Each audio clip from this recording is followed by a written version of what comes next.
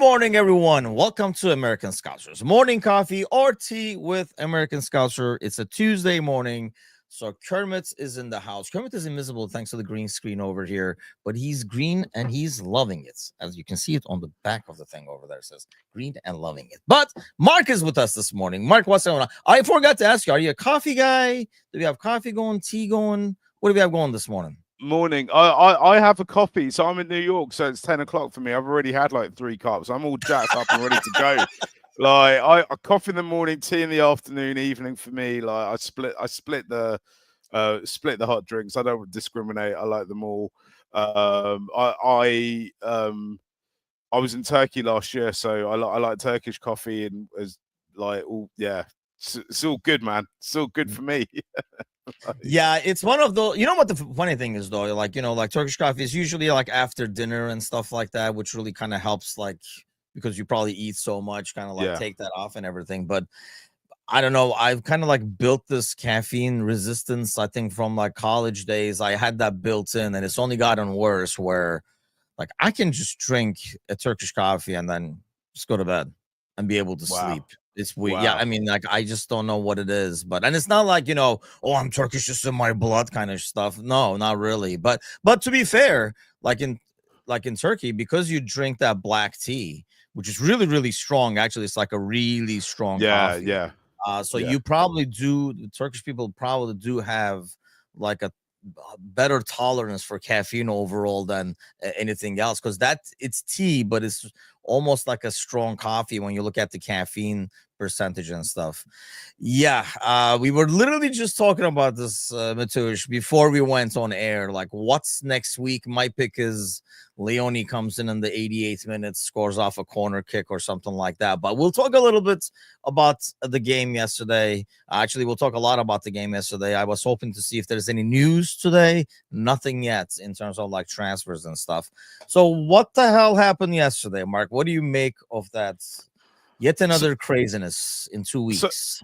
So for me, 2 games, 4 goals conceded, 6 points scored, but each game, it's like a little kind of superhero movie, isn't it? Is it like first act first act the baddies start peppering our net, trying to score goals and stuff like that, but we still manage to score goals, and it looks like it's all going okay. The second act, actually, the bad guys able to score goals and get level pegging, and you think it's all over. What are we going to do? The Avengers are done for. How are they going to come back from this? And then suddenly, out of nowhere, a hero emerges. Last week it was Chiesa. This week we have a new legend born instantly with Rio. I mean, on one hand, it's absolutely unbelievable, right? This is why we watch football. This is why it's the greatest game on earth. This is why we're the greatest club to ever exist, to ever play the games. On the other hand, though, you're like, boy, we're riding our luck on this, right? It's kind of, for Liverpool, when we've been successful, which we were last year, it wasn't just a mental thing. It wasn't just a culture thing. We got it right tactically on the pitch as well, and we were dominating games. I think for me, some will say we've had 2 competitive games. Other people will say we've had 3 competitive games. Seems like the same problems are still re-emerging. That said, I do think with our defence, I know I'm going to get into it, I think there were some signs yesterday of just like being quite resilient. I think Virgil van Dijk was much better than he was the week before. He's, his ordinary games are still 7 or 8 out of 10s, right? But yesterday I thought he was exceptional. I thought Alisson was exceptional as well. But like maybe the second goal we could have done slightly better on. But I thought Alisson was superb yesterday. The hunger is there. The fire is in the belly. It's just, I think we need at some moments a little bit more ice in the head. But I also think, I mean, it goes back to what I originally said, 2 games in, 6 points. You'd have taken that 2 weeks ago. The next test is the big test, isn't it? It is. I thought this was a huge test by itself. Not only like, Cersei's talking about the occasion, because you knew that place is going to be all going. But I mean, it's always a tough away game the way it is. I think like Gally or Bickler was mentioning in the podcast yesterday that it's probably like 3rd or 4th toughest game you're going to play, the away fixture of the Newcastle game and stuff. And then you add all the drama behind it. and you knew it was going to be really, really, really tough. I would not have been extremely disappointed with a draw.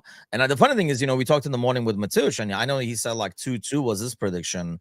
And we talked about what kind of a 2-2, though, like a 2-2, like the 3-3 or whatever it was last season when we conceded in the last second a goal we shouldn't concede. We're like, it was going to be we lost 2 points kind of a draw, or we got like yesterday would have been we lost 2 points.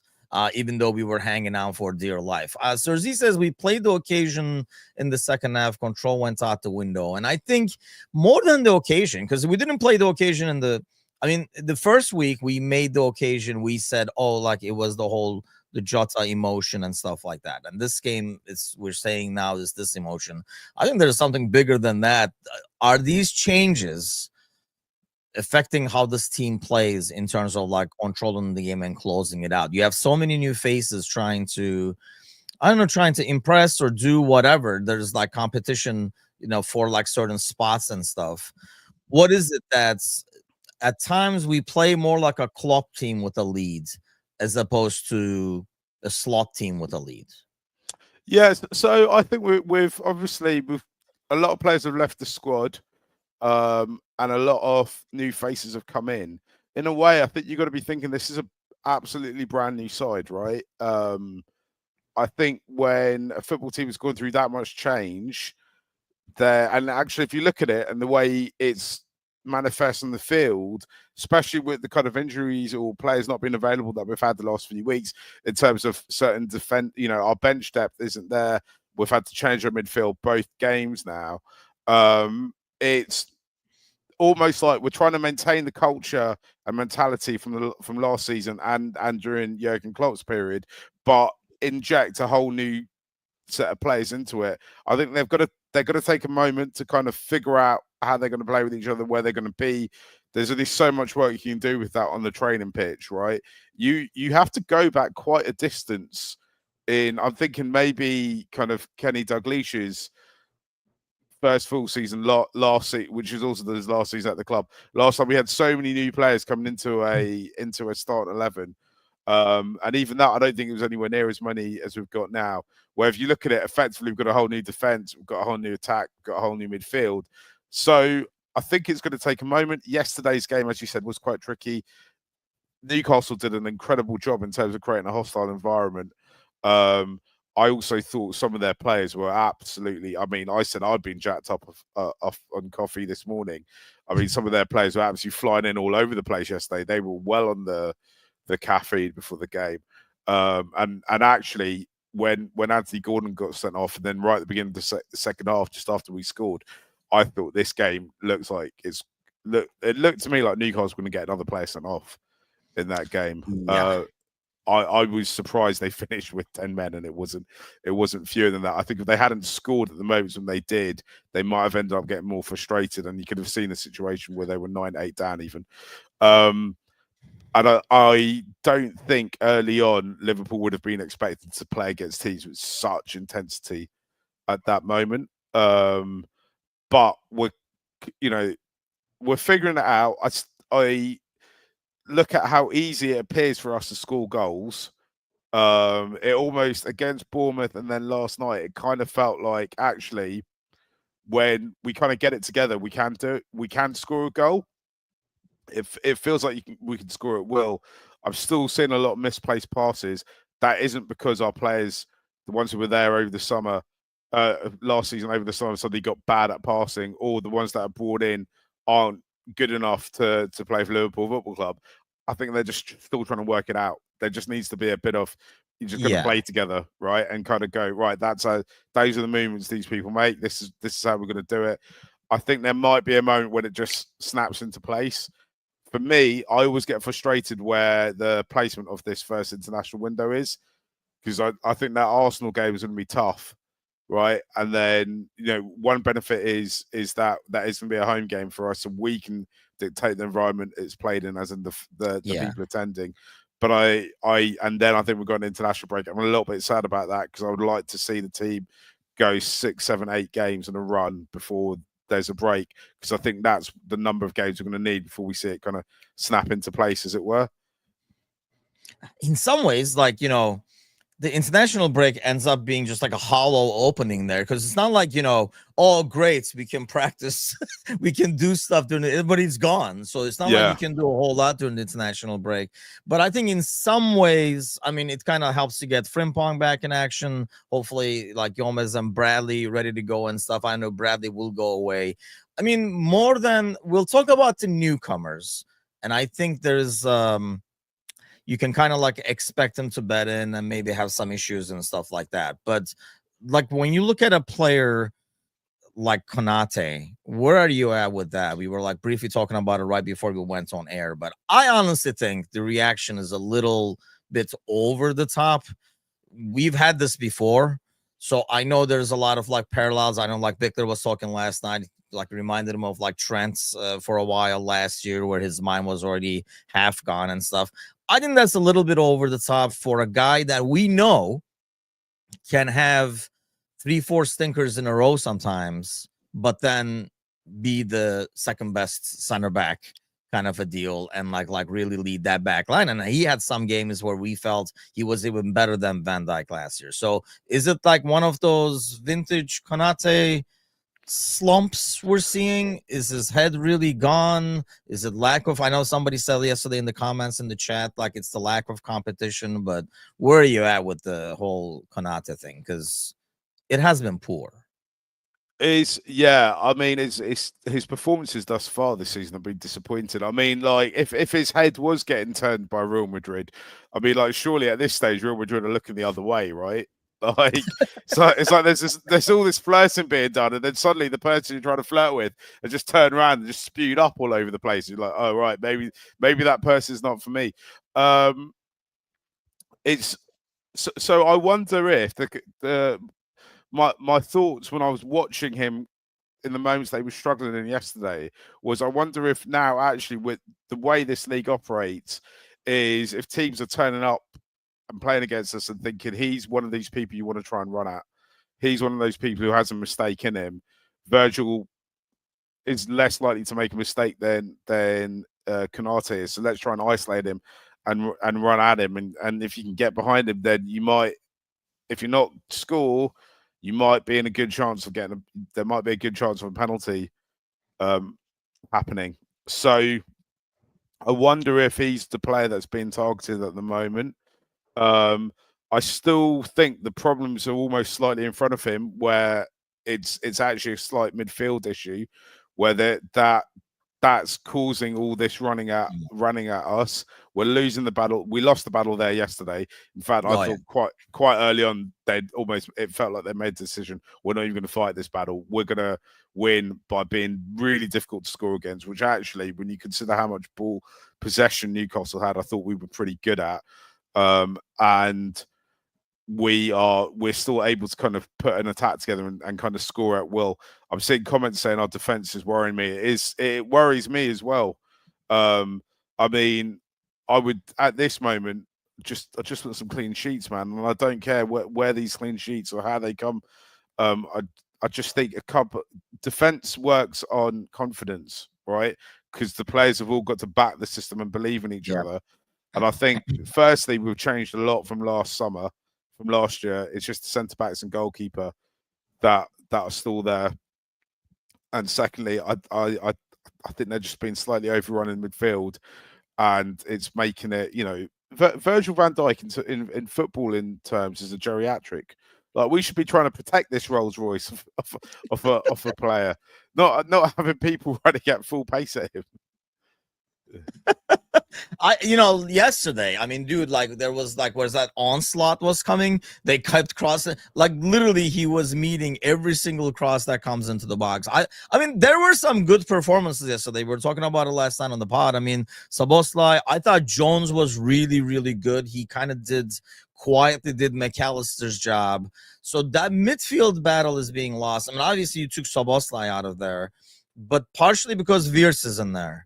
And I think you don't have that muscle as much. And I feel like we are really struggling to get him involved. I mean, there was a sequence yesterday, like for like 30 seconds. I think Konate had the ball most of the time during that time and was going in the back line back and forth. and he was making lines. There was 5 Newcastle players, and then there was like the 4 defenders, and there was like a huge opening behind where there's like players running around trying to get open, like Versus making lines behind, and that ball was never sent over. Is it just a matter of, if you had Gay there instead of Konate, which I think is a move that we have to freaking do, because he's a lot better on the ball. I mean, in terms of his distribution and stuff like that. Or is it just like him getting used to the team?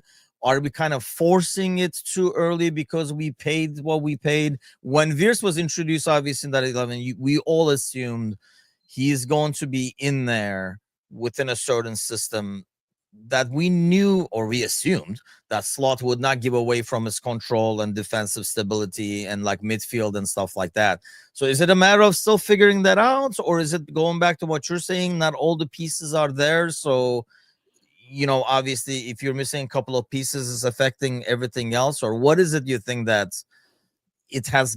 There are excuses made for them, like physically and stuff like that. I really feel like yesterday we just couldn't get him the ball. I would say the same thing for Mo. We just could not get them the ball. And that goes from building in the back.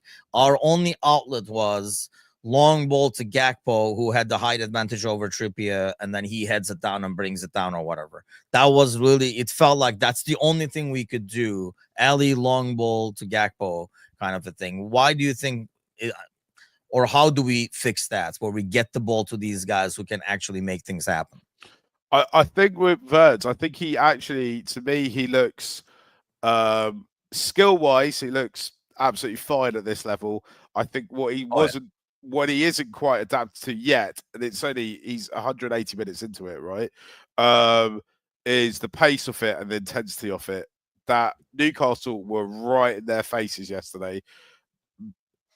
We've seen with other players who've arrived, it can take a little while to come to adapt to the league, right? To adapt to this level. I think we need to give Vert. We don't spend all that money on a player like him. Just give him 2 games and kind of go. This level's not for him. They'll be working diligently with him. They'll be showing him lots of video. He'll be getting ready. Or every minute he's on the pitch, he'll be getting more used to the pace of it. I think we've got to give him a decent run at it to kind of figure it out.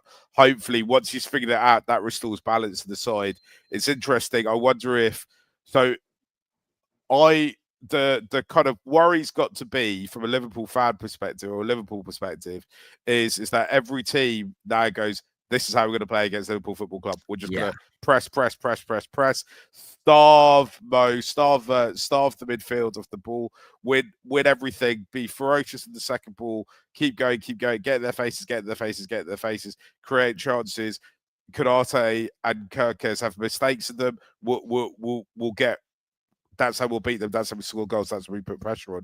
Almost the most important thing that happened last night is that we were able to find that ways to score because it showed, right, if you are able to combat the attacking threat of Verts and Salah, there's still other people popping up on this pitch to score, which I think is why they made the decision over summer that they had to rejig the whole attack, because I think they might have felt we're becoming almost too predictable and teams are used to defend us. I felt the back end of last season, the last third of last season, almost from around the time, February, was it February that we played and lost to PSG? From that moment, I felt we actually had a few issues scoring goals against teams. We looked a bit impotent. So I think that's when they were like, we need to tear this all up and kind of rebuild our attack. They've made that decision. They've brought quality players in. Ekitike's it looks absolutely fine at this level. I know there some people who'd seen a bit more of him than I had question marks over him. I think he's answered those critics quite early on. I think that also teams are coming prepared to try and nullify Vert, which he probably wasn't. It's probably getting it much more in the face than he has previously in his career. So I think we've got to kind of stick with him and hope that now that people will be paying attention to Ekitike, it might free up space for Vert and Salah to get back into the game. Because I thought, obviously Mo Salah did score against Bournemouth, right? He scored that 4th goal in the 95th minute or whatever. But I thought it was quite against Bournemouth as well.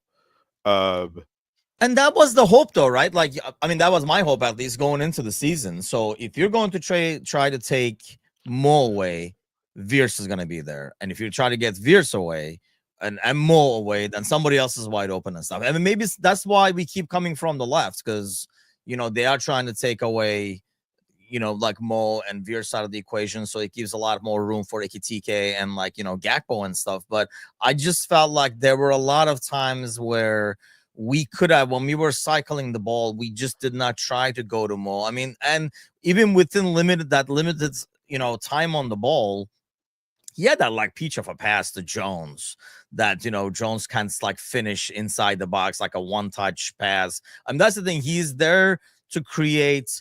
Even in the last goal, I think it kind of like gets like lost in the mix over there, where another player might try to do something with the ball and he does a one-touch pass and sends it in the box. And it's a great ball coming into the box and great move by Szoboszlai. And we'll talk about that Rio kid, because that's just ridiculous that a 16-year-old is out there doing all this stuff. But yeah, I think at the end of the day, though, like attacking concerns wise, I mean, we're scoring goals.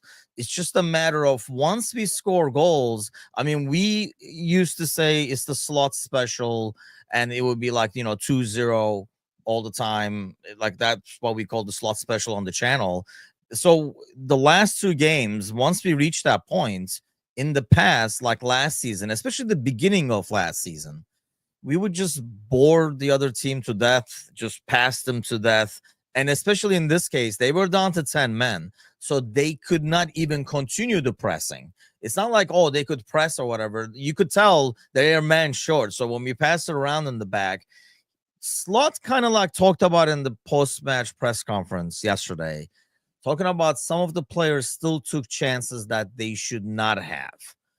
So why do you think that comes from? And I don't know who he was referring to. He didn't name names. He normally does, but he didn't name names. But he talked about certain players like still taking chances that they should not have. It's almost like if it's up to Slots, that ball goes from Kirkes to Van Dijk to Konate to Szoboszlai and back, and then we play like that for 45 minutes. He almost made it sound like we were impatient enough, and some players were eager to get like things rolling, even if they weren't there. Yes. So what I felt, which I think is what, and obviously I haven't spoken to Arne Slot since the end of the game, but I'll tell you what. I just right before we went on air, so yeah. Yeah, I got connections like that. Yeah. So what I felt is actually the bits that we were kind of in control of the game, and I would say there wasn't much of it. Maybe the kind of 10, the last kind of 15 minutes of the first half, and actually the first kind of 10 minutes of the second half. I think we were able to just pass the ball sideways and not take risks. I think the problem is I think Liverpool Football Club is a club that is built on huge moments. And yesterday there was another huge moment, right? And because of that, it's a club where players over the years have been encouraged to take risks. So I think it can be quite difficult. You could literally see Van Dijk and even I think at one point Alisson telling the players just to calm down, just be cool with passing the ball around the back, right?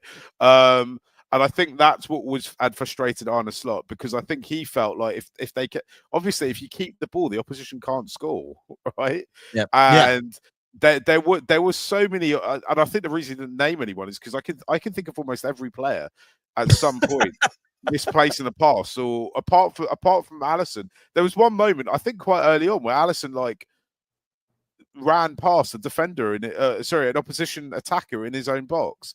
Yep. And I was like, what are we doing? Just thump it away. Like it just felt like this. Yeah, I mean, I'm a million miles away watching the game on TV, and I'm feeling hostile, right? I'm trying to hide behind the sofa. I'm asking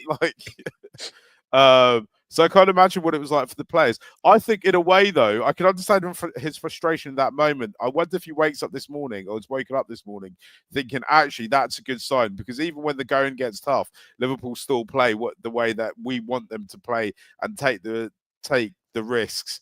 that we need them to take. I think though, and I mentioned this earlier, some of the passing, the misplacement of some of the football, I thought was quite incredible, and it was a Yeah. kind of thing that I just do not recognise this team doing. I'm giving them the benefit of the doubt and saying it's early on in the season. Still a little bit of rust around playing. They just need the rhythm of playing regular football, and hopefully, once they get into a rhythm, they get a bit more clinical, and we don't see missed passes like that anymore. I mean, there was like, I remember at least 2 moments where we're like, okay, this is it. See, just move the ball around. And then like Soboslai just kicks it out and it goes to a throw in. And I was like, dude, what the hell was that? Like, we finally kind of calmed the guy. I think it was right after it was 2-1. I'm like, this is all we need to do, kind of like calm things down and go about it that way. Ozan is in the house. What's going on, man? He says, destroy the coffee table when I jumped on it after Rio scored. I swear, this is like the weird thing with this sport, right? And anybody who does not, I mean, I have like some friends, like my best buddy, he's not a sports guy, and we've always talked about this, just does not get it, right? Like how do you get so passionate about something that people who don't even know you exist, and you get nothing in return and stuff? There's a point, I think it was last night, it was 3-2 and they're about to put a corner kick in or put a last set piece in the game, and I was like, man, I hate this game. Like this feeling of like, the whole, like the pressure. I'm like, why am I doing this to myself? But that, man, like that moment that goal goes in where Ozan loses his coffee table, I mean, I can do with less of those moments, trust me.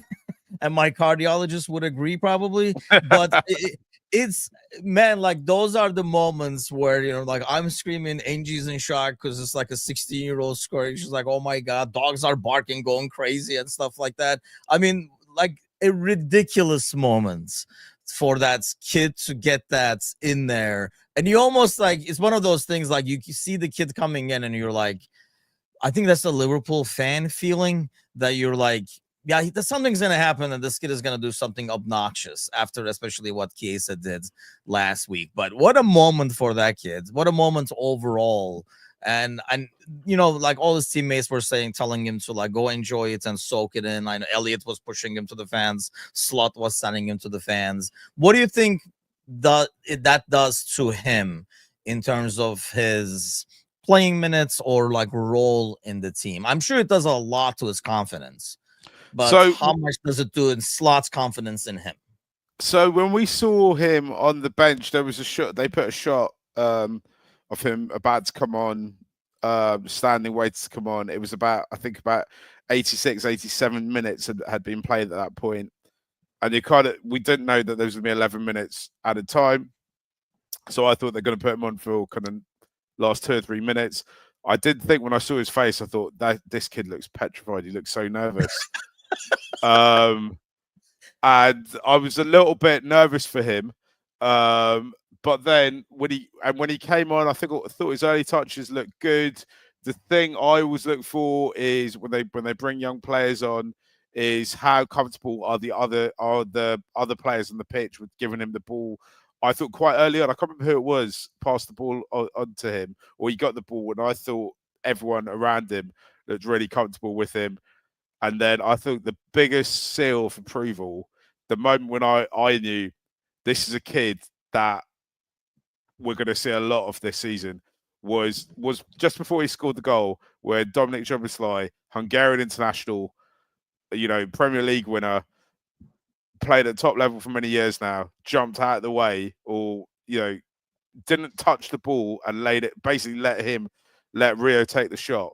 Because if Dominic Szoboszlai didn't think Rio was any good, he would have taken the shot himself there. He knew he was coming in behind him. He let Rio take the shot. Rio scores it perfectly. It's about his 5th touch in the game. It's unbelievable. And then I was just like, that's it. We an actual star was born. Like, cut that clip out and stick it on Discovery Channel, because there was an actual star born on the pitch yesterday. Like, it was unbelievable. What a moment. Do you know the last time I felt I got that, the last player the player I thought of immediately, I don't want to say the last player because we've had a million incredible moments since then. It was just Michael Owen vibes. I don't know if you can remember all the way Yeah, back then, like what we're looking like 96, 97. I think he might have scored in 96, 97 season. But also the fact this is the second game of the season, right? There was other players on the bench he could have brought on. And he put Rio on. He's totally backed him. Rio had a great preseason, but we see this all the time with Liverpool, with yeah. youngsters. So you have a good preseason, and then we might not see you to League Cup games start. For the great preseason, Liverpool have been in a difficult position in this game. The manager's given the seal of approval. He's coming and taking his chances. I wouldn't be like I don't think he'll start against Arsenal, but I wouldn't be surprised if he started matches after the international break. Yeah, I mean, I don't know if he takes the place of. Look, here's the deal. Like, I'm hoping we do not enter the season the way we are. So, like, end the transfer window, I should say. If you bring in Isak, I think what happens is you have Gakpo on the left hand side, and you have the option to have Ekitike on the left hand side and slide them over and stuff. So I think his chances will be limited, and I do want his chances to be limited because you do not want that much of a pressure on a kid that fast. Because now the next time he comes in, everybody's going to expect him to do this. The reason, and as I gotten older, I've gotten more cynical and doubtful of like the youngsters. Because I mean, you have to go back to Owen. Because I mean, we've had some other like young kids along the way and stuff like that. But like you're saying, how many young kids that we've seen, like like even like recently, for example, like Brewster, right? Like when he was like, he's the next Bobby, he's just like Bobby. Look at that and stuff. And then, nope, not anymore. So it's like very hard. Liverpool Football Club is a huge team. It's a freaking great team. It takes a lot to be able to earn a slot over there. I think over time, though, he will earn more minutes as we go. So it will, if the manager didn't have faith in him to give him like 20, 30, I think Mr. Barrett is talking about like 60 plus, and that Rio can like play the domestic cup games. I think it gives you an option for rotation. And I think if he plays those League Cup games and you keep seeing this performance, he probably earns more minutes with the top team. But I don't feel comfortable going into a season with Rio penciled in as your left winger depth if something happens to Gakpo or after Gakpo and stuff like that. I mean, not to mention for the good of the kid as well, let's not rush him in. And not to mention, you look, it's great now, and there was like an awesome moment. I mean, Jesus, it's only been 2 weeks, and we've had 2 ridiculous moments in the season already for like the end of season title winning. Ben Woodburn, yes. Who needs Coutinho when you have Ben Woodburn talks? Because he had 2 great games as like a number 10 at one point and stuff. So like, let's kind of like take it easy, take it slow with this kid. Because he does look like he's gonna be something special, but let's just give him some time. I just don't want to rush him into that spot, which brings me to the point where we do need more reinforcements on this team. I figured the Newcastle gang was there. They met at Isak's house, and I was actually saying in Discord, if I was Isak, I wouldn't meet those guys anywhere else but my house anyway, if I want to make it out of there alive. I'd meet them in public. I wouldn't even let them into my house, man.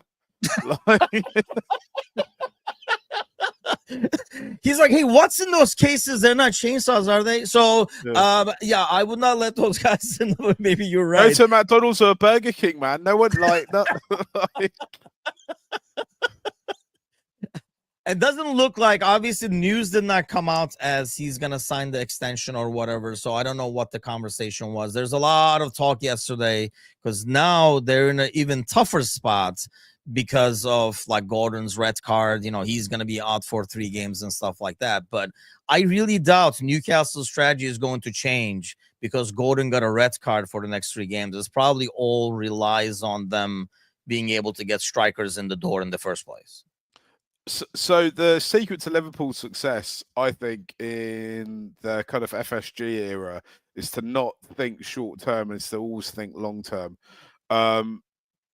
And I think that's pertinent to the Isak situation, because I do kind of think if we don't get him in the next 10 days or 8 days, however long left the transfer window, 7 days, I think, actually. It's okay. If we get him in January, that's absolutely fine. If we have to wait another year, then so be it. The most important thing is that we get him. Also, I think Isak is not the be all and end all of the season for Liverpool Football Club. The flip side of that is Newcastle's position, where Anthony Gordon got a red card. I mean, anyone who saw Anthony Gordon's promo, like I'm going to call it a promo because it wasn't really an interview, after Newcastle's 0-0 draw with Aston Villa, where he's been interviewed on the pitch post-match. He basically started talking up this game. When I saw that, I was like, this guy's going to get a red card. Like, he's coming into this game way too emotionally charged. I said earlier, I was surprised there wasn't more red cards. If Newcastle have a knee-jerk reaction of we've lost the player for 2 games, we need to sign another player, that club's not really heading in the right direction. It's too myopic. Liverpool Football Club has been rebuilt to win big things over a long course of time. It's not about we aren't the cup specialist that we spent a lot of the 30-year wait being. We are trying to build a squad here they're trying to build a squad that they think can compete for the Premier League and for the Champions League. I think almost, if I was Michael Edwards, if I was working in Liverpool Football Club's back office, I'd be thinking, what are the defensive options? That'd be top of my list. Mark Gahey, can we do that deal? If we can't get him, who can we get him? Do we need another defensive midfielder? I'm petrified about what might happen if Gravenberch gets injured. Can Endo really play 3 or 4 games, full 90 minutes at full Premier League intensity? I don't like. Maybe he can.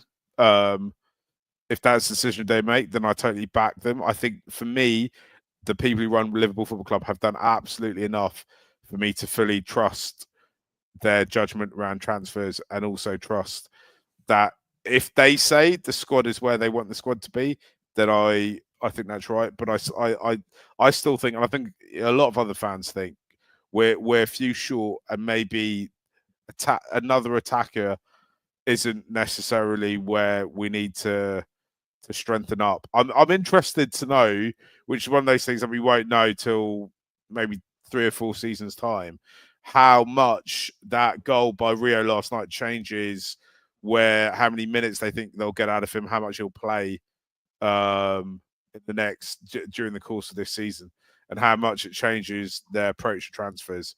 I think, every day we seem to be related to somebody saying we're going to sign this person or that person. Yeah. I think, I never thought Rodrigo was someone who's going to come to Liverpool. It just doesn't strike me as the kind of player that FSG are looking to bring to the club. But I think if there was any chance after that Rio goal, there definitely isn't there. The only thing is, here's my concern. I think it's pretty clear, right? They can be in denial, I guess, but it's pretty clear you don't have the center back depth, because you can't just count Gomez. I don't even know if you can count Konate. Aside from last year, Konate has not gone a full year healthy. So I don't even know if you can normally count him. So you obviously have depth issues there.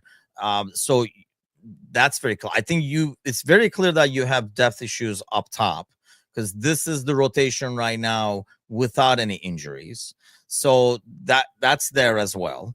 So I'm sure they know they need the players and the numbers. And I almost felt like at one point yesterday, when Slot did not make any substitutions, which was kind of a shocker. I think we were already into 70th or 73rd minute or something like that. I almost took it as like he was sending a message saying, like, we don't have anybody to put in. Like, we need more depth, kind of a deal. And the funny thing is, when I saw actually Rio coming in, I thought that was more of a sign, like I was talking about on the podcast last night, is something like a Mourinho move, right? Like, you just put it in there, like, this is what we got, what are you gonna do? And then he scores. So if that was the point, I guess it went downhill. But I guess my concern is, we've seen Edwards and FSG, how they do business, which it has worked, so can't say too much against it. But what I worry is there are times where we do if we can't get our guy, we don't get any guy. And I worry, there has to be a backup scenario to Gahey not coming, or, Isak deal not working out or whatever, because more often than not, we've seen it where, and I don't know, that was like, it was mostly when Klopp was here. Obviously, we didn't do anything last summer anyway, but I don't know if that was due to Klopp. I don't know if that was like due to the management at the time that, if we don't get the guy that we really want, we don't just go get the other one. We just don't get anybody then. We just go back home. And I worry about that going into a season with the depth we have now. Yeah, the way I think about that is I think defense has got to be the key, right? I think you're right. We need another centre back. I don't know whether there's somebody lurking about the academy who they think, was a reason why they felt they could sell Quansah, because they thought maybe there might be another player coming in. I don't know whether the Italian kid might be the solution at 18 and being new to England. You'd imagine he's going to need at least 2 or 3 months to kind of bed in and to learn our system, if you can even call what some of our defenders being a system. But I think you're right. I think if we're not getting Mark Gay, who's the second best player that we can get in that position? Can we get them? Do we need to go out and get them? I still think, I would love to see Alexander Isak in a Liverpool shirt, and I love that to be within the next few days. That said, though, I don't think it's the end of the world if we don't get him. I think Ekitike has started much, much better than any of us could have hoped for, right? Yeah, dude, he's been unreal. And I'm not only talking about goals and stuff like that. I know everybody's like just looking at his output so far and like assists and stuff like that, but I just really like his interplay, his movements, his touch on the ball. I mean, I've seen that dude do more like, drop back and a one-time pass to a wing or something like that than I think we saw Nunez do his entire time here at Liverpool. And I'm not just hating on Nunez. I am, but I'm not, like you can already see a huge difference in terms of like he's a better footballer overall in terms of vision and touch and everything like that. The only concern becomes is, I mean, this kid, I think Saido was saying it in the comments earlier, and we've been talking about it. Like the game changes the moment he comes off. And it's not only because, I mean, and, he comes off because he said it himself that the intensity of the Premier League, he said he was cramping up after 60 minutes or so in the first match against Bournemouth. So God knows when he was cramping yesterday against Newcastle, because it definitely felt a lot more intense than the Bournemouth game as well. You need somebody else to be able to rotate and put in there. You really have nobody that you can take a Ekitike. I mean, you're putting Chiesa in there and stuff like that. I think the lack of options. I'm with you. If Isak does not happen, I'm not going to be too disappointed as long as they do get different options up top. But if you don't get Isak, and just because you didn't get Isak, you don't get anybody else, I don't know, man. I do worry about like what happens when there's an injury, what happens during AFCON, like all these things kind of are a big concern. Because when Slot says, oh, we still have numbers for like attacking options, and he's counting Frimpong and Wirtz in that, I think that's a problem. Like if you're including that in the numbers for your attacking options, because then you just took options from midfield and defense to count as attacking options. Yeah, it's creative accountancy, isn't it? Yeah.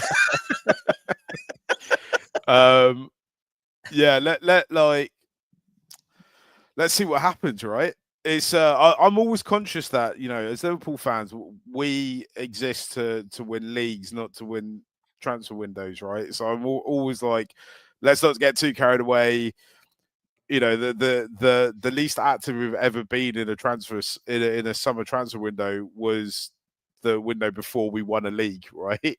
So I still think there's a lot more to come from this side. There's a lot more bedding in to be done. I wonder if we're AFCON on their minds, would they actually end up having an active January transfer window and bringing a few players in then? I also think there has been so much change in the squad.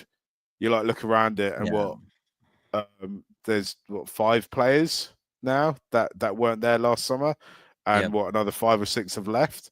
So that changing room, the music being played in there, the jokes being cracked in there, it's going to be totally different to what it was in May last year. That's fine. That's great.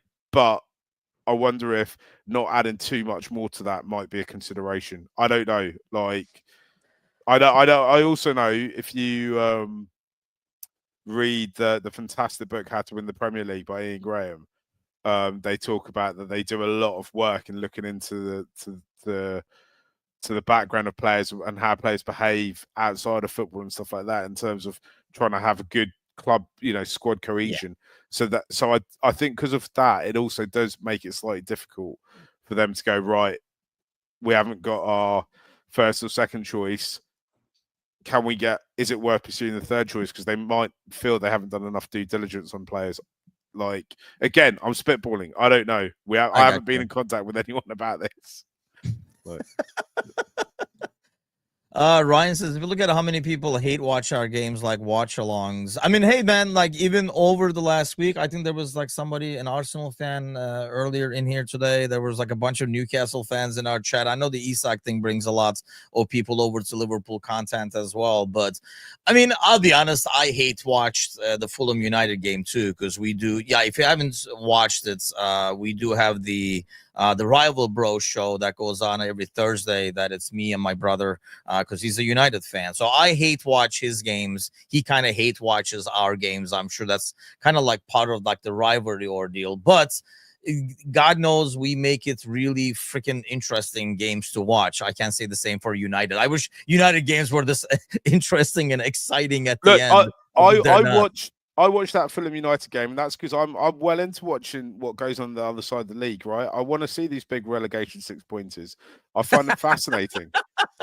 Ryan, I don't know if you could bring up Ryan's comments about who our rivals. Oh my god! I think now Liverpool's big rivals are we have 4 big rivals or 5 big rivals. They are obviously Everton, because we'll always be around the corner from them, even if they have just moved stadiums a little bit further away.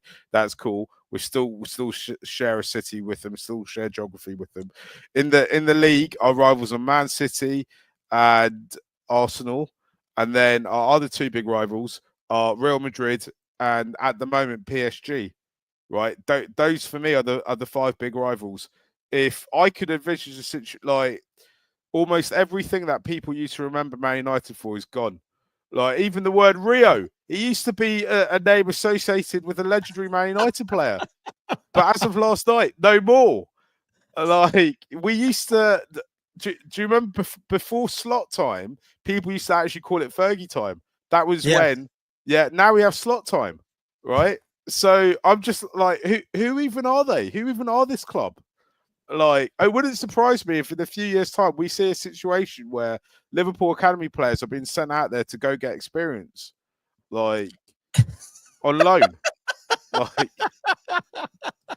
actually, hold on, I'll throw this in there because I think not to like shameless promotion over here, but Adam is asking like, how we ended up with him supporting one team, me and other, because we were both obviously due to my grandfather, like obviously Fenerbahce fans. We were born into Fenerbahce, him being Fenerbahce player and stuff like that. But yeah, we kind of like talked about it. It's his story. It makes no sense because there's no story that makes sense for you to end up being a United player. But he kind of like talks about like how he thought they were the team to go after at the time, and that's how Fenerbahce is in Turkey. I kind of like started, like with 1984, the Spaghetti Legs is kind of like how that's my first childhood memory of Liverpool. And then as I went along, kind of like started to like him more. Then I came to London for college, and my best buddy was from Liverpool, and I was already kind of like a Liverpool fan, but not, you can't follow that. I mean, back in my day, Mark, we didn't have, we had TVs, but you didn't have all the goddamn games on TV like you do now. So it was a lot harder to follow. But once I was in UK, and then you come over here, it's a lot easier to follow now. But I don't know. I mean, like, 10 years ago and stuff, I mean, you can go. The only good thing about being a soccer fan in the US is you can go all day and nobody will tell you a score.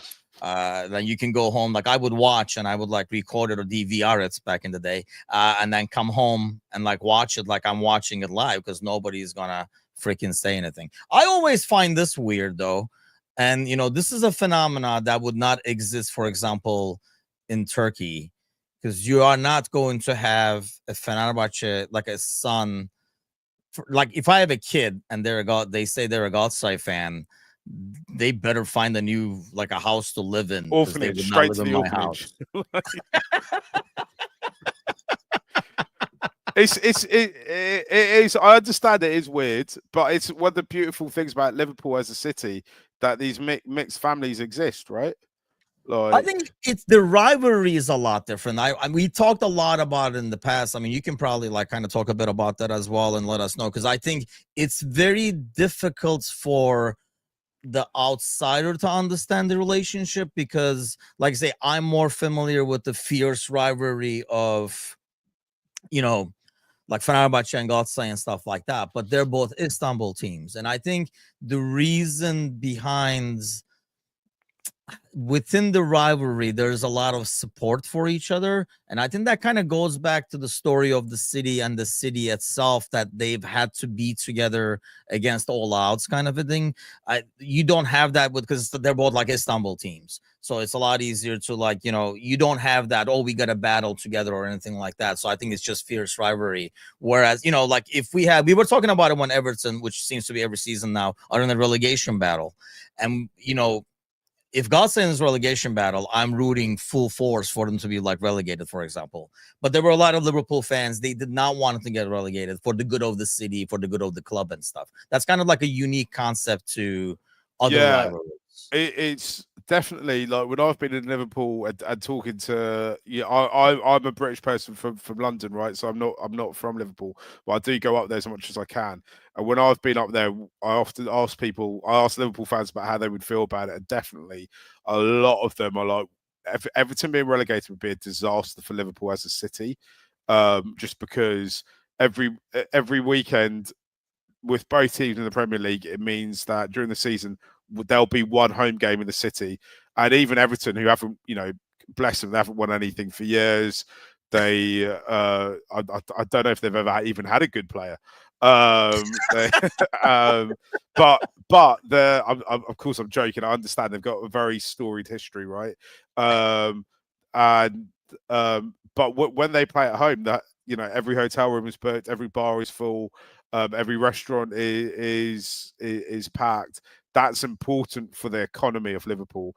I think on like every year Liverpool Football Club gets slightly bigger, so every year this statement becomes less true. But I think it's also important for Liverpool to have rivals. I was being really facetious about Manchester United. It, like, again, that's another great rivalry that Liverpool have as well, right? So I think rivalries are so important in professional sport. We should also remember in the 80s, for a large chunk of the mid to late 80s, the title race was between Liverpool and Everton Football Club, right? Yeah. Also, as a city, politically and economically, Liverpool has been through a lot in the last kind of 50 years or so, and that's where there is this kind of fraternity almost between the two sets of fans. Yeah. I think obviously it's not true. It's just simply not true that a strong Liverpool means a strong Everton, because we've seen them be absolutely terrible. Yeah, that's been sometimes. debunked. That's been debunked. But I think it is true that a healthy Everton is good for Liverpool Football Club on some level. So, yeah, I mean, Everton's a kind of, it's a strange. I think it's just been badly run for quite a long time. Look, we can sit here and lord it up because we've got great owners with FSG who really executed a particularly good game plan. I don't think anyone is coming away from this summer and saying we are, you know, FSG out or anything like that. But we shouldn't remember, it wasn't that long ago where we had two absolute cowboy owners, right? Yeah. So who almost took the club to the brink. If that could happen like a club like Liverpool, it could, you know, bad ownership. There's no institution in the world that is immune from bad management. So I'm sure it's within the will of the world that Everton can one day become a rival to Liverpool Football Club again. I wasn't expected to come on this show this morning and have to talk up Everton Football Club, but there you go. That's the beauty of this morning, man. It goes all over the place. But yeah, I mean, I think it's unique in that sense. But first of all, you're right. Like no club, nothing, no empire is too big to crumble if it has poor leadership on top. So that's very doable. I mean, Wolf says it's like UK understanding baseball. I think, first of all, trust me, there's nothing to understand with baseball. It's a really stupid sport because I understand it and I just hate it. So it's not an understanding thing. It's just stupid. But it's basically cricket with helmets. To be honest, I'm a cricket hater too. I know you're like a major cricket guy, right? Yeah. I could not stand it when I was in England. I was like, what is happening here? But I think it's more about it's what makes Liverpool different and special, I think, as a city as well. And that's very hard to comprehend over here.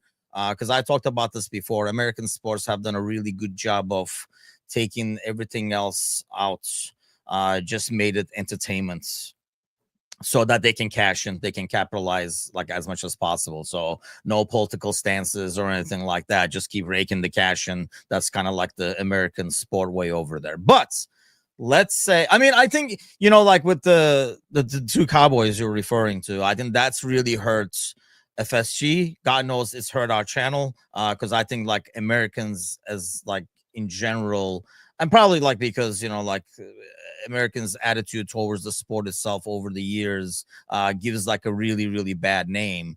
But FSG, you would think, I mean, after all these years of continuous success, and they have taken some missteps, and the fans put them back in their spots, and they have been smart enough to kind of back from those missteps.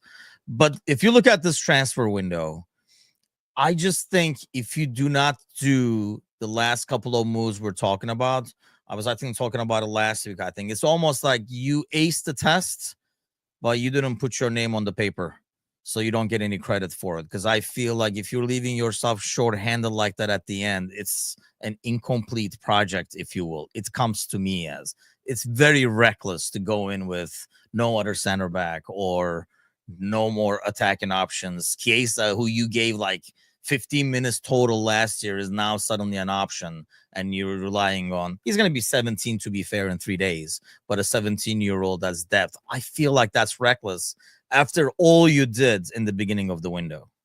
I think for me, centre back. That's where I would focus on. I think they kind of know who, or we all know now who their attack target is. I mean, if we end up in a situation where I'm talking to you this time next week and we've got a centre back and Isak is at the club, then oh my gosh, happy days, like happiest of days. Yes. But if we're in a situation where we've got a centre back and no Isak, I'd still be I personally, I'd be fine with that, right? I think that's kind of enough to get us through. If we don't have a centre back, I know people are saying Leone in the. I just don't think our backup, and I want to be proven wrong on this. I don't think our backup can be Gomez and an 18-year-old. I just do not think that's right. I need some experience personally. I want some experience of a season or more. Osan has just said, "What about Land Isak but no centre back?" Mark. For me, I think me and Tim are a bit different in our thinking about this. For me, Isak is a great player and he'd be wicked, and I want to see him play for Liverpool Football Club. But he is not at this point in time. At this moment in time, he is not a necessity. Where I think a centre back, definitely 100% without another centre back, we will. I just feel like I spent every January, February roaming about, going about my business, but my main thought is, why can't we just buy another defender?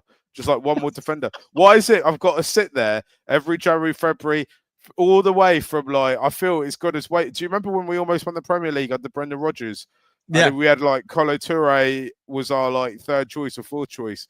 And it's gone all the way back from that moment when Brendan Rodgers used to sit there and go, I've got no other centre backs, to even this season when we won won the league. Slot was saying I've got no other centre backs. So I just want us to go in foot with enough depth. Maybe an older, like, you know, a kind of veteran player. I'll say this. I don't know who it is. Ben Mee is up for sale. Is up for grabs.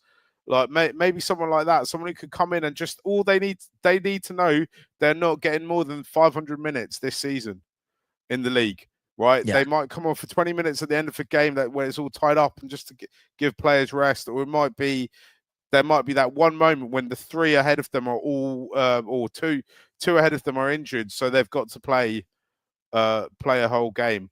It doesn't need to be, and that's why I think you can't. If you're bringing an 18-year-old in as a centre back, you got to go. All right, son, you got the run of this. You got the next 10 games.